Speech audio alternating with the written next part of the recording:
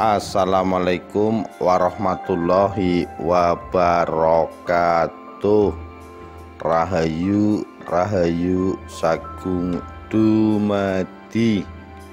Aksi heroik berandal Lokajaya menaklukkan semua berandal sepanjang Pantura. Dikutip dari Nusantara Jawa, ditulis oleh Sri Narendra Kalaseba, 16 September 2020.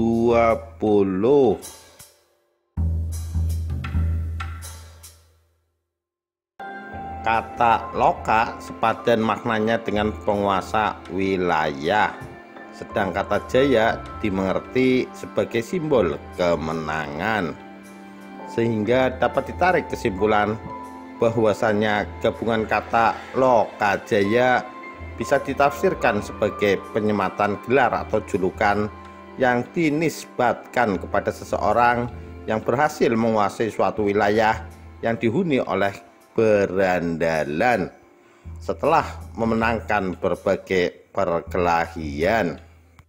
Begitulah penjelasan singkat di balik gelar atau julukan Raden Masahid sebagai Sang Lokajaya. Sesungguhnya di masa mudanya putra Raden Wilatikta Adipati Tuban pernah menjelajah wilayah kekuasaan para berandal. Setelah banyak yang ditaklukkan, kemudian beliau menjadi kepala sukunya para berandal, di mana areal kekuasaannya meliputi sepanjang Pantura. Bangsawan ini memiliki kesan sejarah teramat nyeleneh dan beda dengan yang lainnya. Khawarikul adah. Meskipun demikian, beliau sangat dihormati kaulo alit, ditakuti musuhnya, disegani tokoh masyarakat, dan diperhitungkan oleh ulama pada masa itu. Berandal namun punya kelas, sederhananya demikian. Namun pada akhirnya sang berandal Lokajaya kemudian tobat, berniat memperdalam ajaran Islam dan hidup dalam kepanditan atau fokus berjuang dan mengabdi dengan segenap jiwa raga kepada Sang Hyang Nata Jagat. Ini adalah keputusan yang lahir dari naluri paling dalam.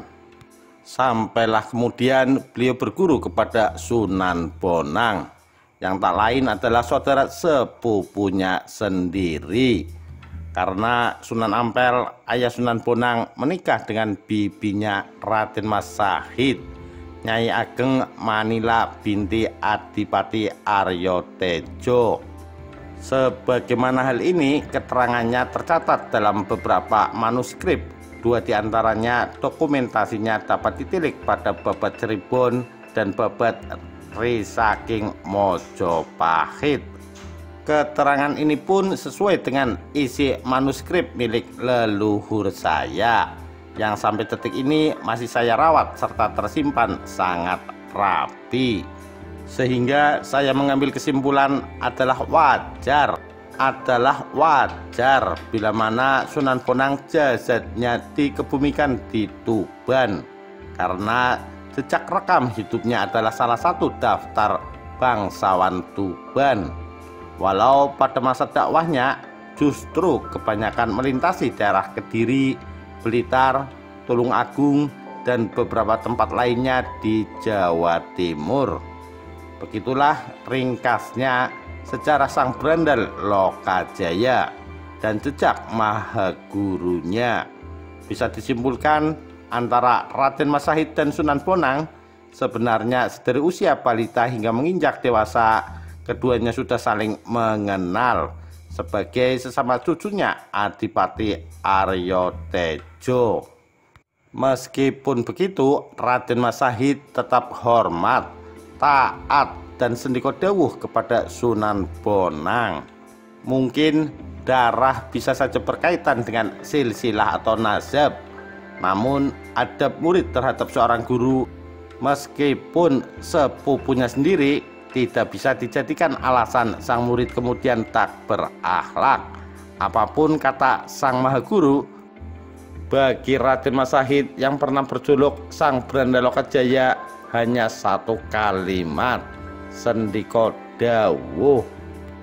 Jati diri kemuliaan adab seorang murid kepada Sang Maha Guru, sebagaimana dicerminkan oleh Raden Masahid yang kelak masyhur bergelar Sunan Kalijogo.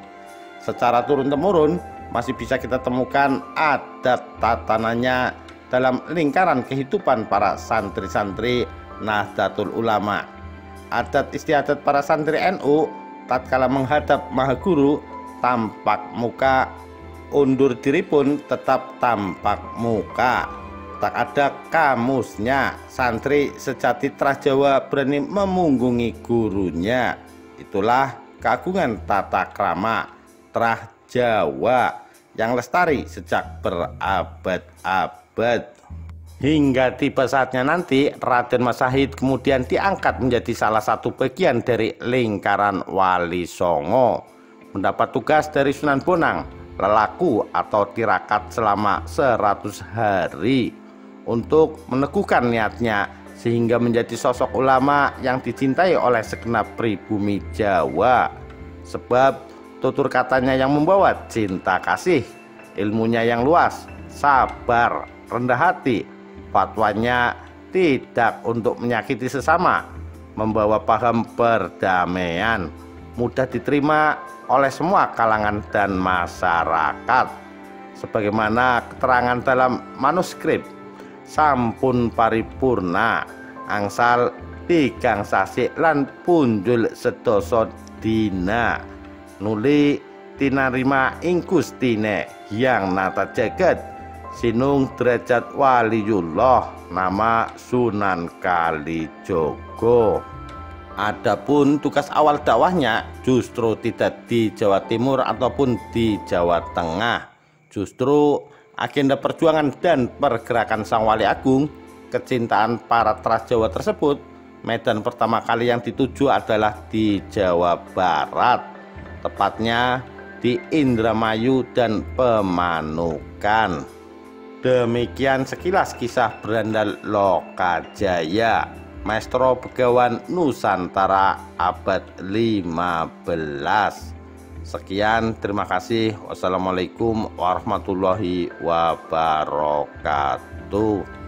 Rahayu, Rahayu Sagung Dumadi.